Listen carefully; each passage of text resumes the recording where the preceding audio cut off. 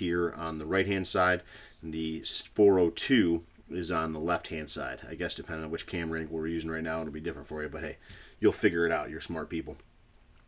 Basically, let's take a look at each of the pen from tip to tail, and we'll talk about the advantages and disadvantages of the pen. First of all, let's take a look at the 701. The 701 starts out with a metal tip down here at the end. It's kind of a broad metal tip. It's kind of big, thick at the base, probably pretty substantial, but not terribly pointy. We move into the barrel, which is made out of stainless steel. That is the strongest portion of the pen, and it's pretty important to us because we need to have a strong pen, something that we can plunge in repeatedly to do damage when we need to do damage. So we're really happy with the barrel of the pen. We move up to the top, we've got a decent clip that's made out of metal that'll help keep it on our clothes. So if we clip it on our shirt or our vest or wherever it might be. Then we move up to the top to the clicker, and here's where we get into major problems with this pen. We've got a plastic clicker.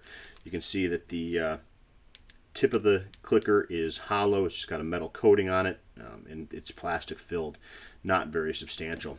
This pen, however, is a pretty substantial pen in comparison to the 402. The 402, when we started the tip, I really like this tip. It's got a nice pointy tip that's smooth without much in the way of transitions. That has a lot of potential as a sharp weapon right there, that tip. Big fan. Not a fan right here. This nice little rubber section here is backed with plastic, and with any kind of leverage at all, we would break this portion of the pen. It wouldn't be the end of the world because it's a cheap pen, but if we're depending on it to do damage to another person, we want this pen to stay solid throughout that process. The metal barrel here is not quite as substantial as the stainless steel barrel on the 702. Cheap plastic clip, but then when we get to the top, we've got a brass clicker. All of this is solid metal throughout the whole build of the clicker. We really like that. What we're going to do is we're going to take and disassemble these two kinds of pens, and we're going to put them back together into one pen that we really like from tip to tail.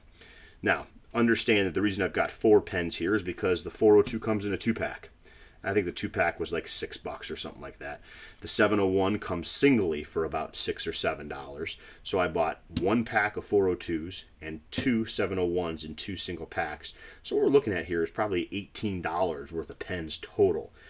Keep in mind, I don't know of any other, quote, tactical pen out on the market that goes for that price. This is a decent pen in and of itself that you could use. I think we can make it better by using the parts from the 402. So what we're going to do is we're going to do a quick disassembly, and then we're going to swap those parts, and we're going to make the pen into an outstanding tactical tool. So I'm going to start by taking off the top, and I'm going to kind of set things into different piles. The barrel of the pen, where we're still going to work with that. The clip, we want to stay with the 701. The spring, we want to stay with the 701. The clicker, we're going to move to the 402.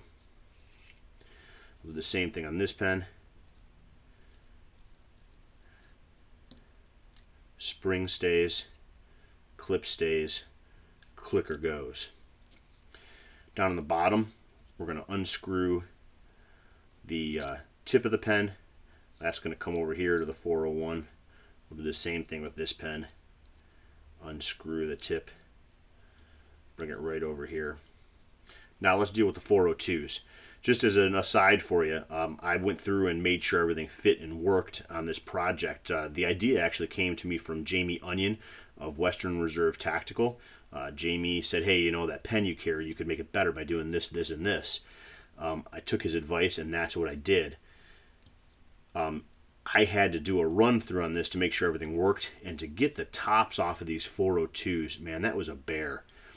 So I had to end up using a pair of channel locks and a pair of pliers to get the brass clicker tops off. So you may want to think about that and having those tools ready to go. It looks really nice and easy to do it now once they're loosened up, but it was not easy to do when I had to do it at first, so keep that in mind. So now we've got the parts where they're going to go. Let's just do a reassembly. Let's do it on the 402s first. The springs on the 402s really tend to stay down inside there, so they're still where they need to be. We'll go ahead and we'll put the clip onto the clicker, drop that in, and we can screw that into place. No problem. And we'll put a tip on this pen, and we'll call it done.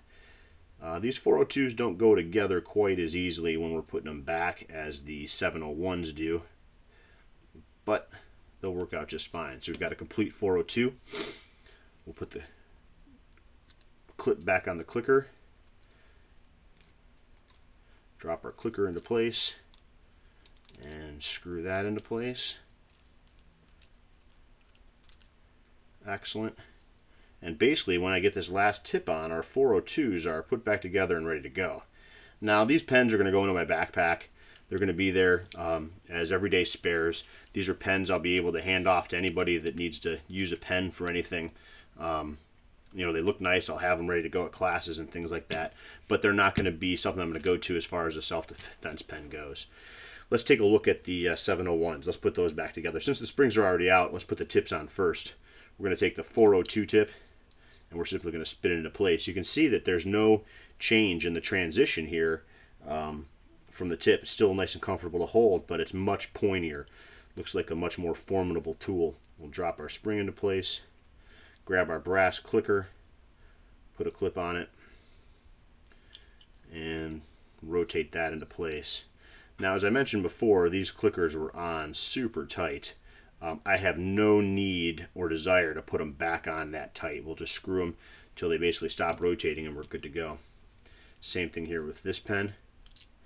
We'll go ahead and screw in the tip, drop the spring into place.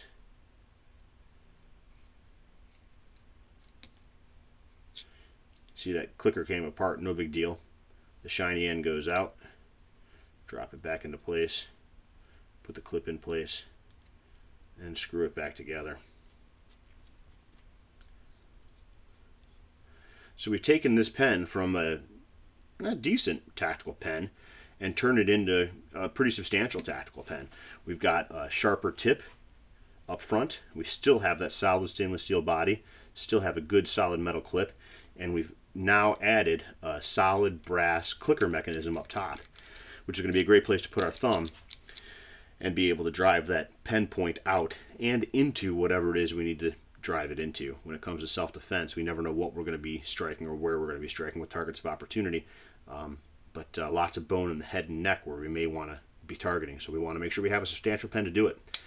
Thanks so much to Jamie Onion for the idea of taking these 701s and turning them into, what would they be, 702s now, or maybe they're 401s or 704s, I don't know. But I appreciate the idea, and I appreciate you folks stopping by the YouTube channel to check it out. Get on out there, get yourself some training. When you do, make sure you keep it simple. Make sure you stay safe, and as always, have a great day.